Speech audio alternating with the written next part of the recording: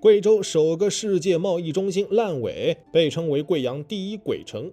贵阳世界贸易中心坐落于贵州省贵阳市云岩区，是一项集商业、办公、酒店等功能于一体的综合性项目。该项目的初始规划展现出宏大的规模，预计总投资额高达600亿元人民币。这一投资额度在当时堪称惊人，充分展现了政府对这一项目的关注和高度重视。然而，项目建设10余年时间，至今都还没有完工。原本是携手10多家世界顶级规划设计单位倾尽全力打造的楼盘，如今却荒废无人，变成这般不堪的模样，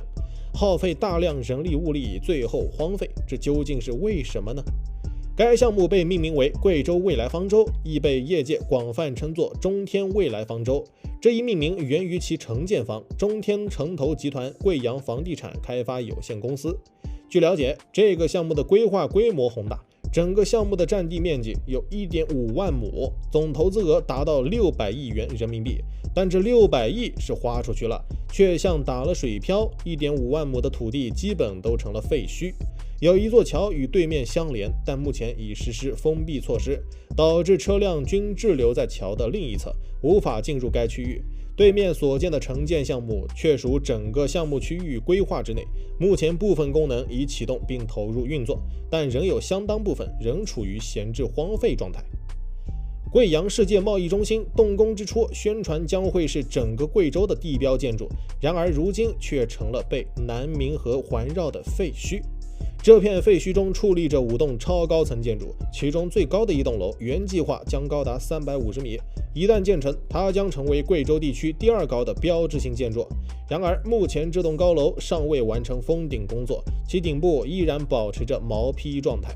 这里的高层大楼建成之后，都包含了写字楼、酒店、会议室、会所等，旁边有购物中心，同时还有中式以及欧式的别墅。在整片区域的地下空间还精心构建了一条规模宏大的商业街区，而街区之上则是别具一格的空中花园。这一设计充分契合了其在贵阳作为大型综合项目的身份，可以说整个片区的承建、建设发展定位都是相当高的，但如今这里却空无一人，相当凄凉。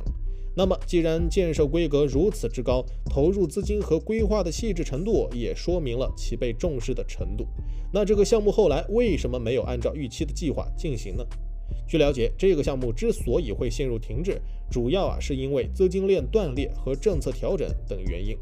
在项目建设进程中，受多种因素的综合影响，项目资金链出现严重问题，无法继续投入资金以保障建设进度，因此该片区难以吸引居民入住，导致房屋销售困难，资金无法有效回笼，整个项目不得不暂时停滞。同时，随着政策调整，原计划中的部分配套设施未能如期实施，这进一步削弱了项目的吸引力，对项目的发展造成了不利影响。当然，原因或许也不止这些。其实，一个区域商业发展的潜力如何，交通的便利程度可以说是至关重要的因素之一。贵州贵阳市存在数个备受瞩目的知名大盘，诸如花果园、世纪城、金阳新世界以及目前我们所讨论的未来方舟。然而，在地铁站的分布上，这些大盘呈现出不同的情况。具体来说，花果园区域设有3个地铁站，世纪城周边亦拥有2个地铁站，金阳新世界附近同样配备了2个地铁站。然而，值得注意的是，未来方舟这一大盘目前尚未设有地铁站，这无疑对其交通便捷性产生了一定影响。大家都知道，在这样的大盘附近，没有地铁这样便捷的公共交通其实是很致命的。一旦这里建成，那势必会有相当大的人流量，而如果没有地铁站，流动性就会大大降低，人们只能依靠车辆交通，而车太多则非常影响路面的畅通程度，这便是未来方舟吸引不了太多人入住的一个原因。同时，相较于其他2个大盘，未来方舟远离市中心，而是与主城区还隔了一个大营坡、煤矿村等城中村，被当地贵阳人视为东北郊区。因此，即便该地将来开通地铁，其人流量相较于其他2处楼盘仍会明显偏低。综合考虑其较大的投资额度，未来方舟楼盘的市场回报率预计不会特别显著。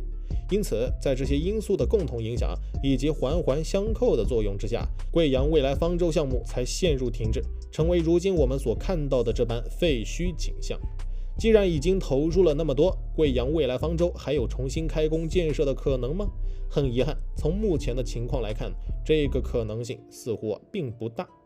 虽然现在也有贵阳未来方舟复工的消息，但仍旧有很大一批建筑处于无人问津的状态，而我们如今也只能把一切交给时间了。但愿这里的楼盘有完全复工完工的一天。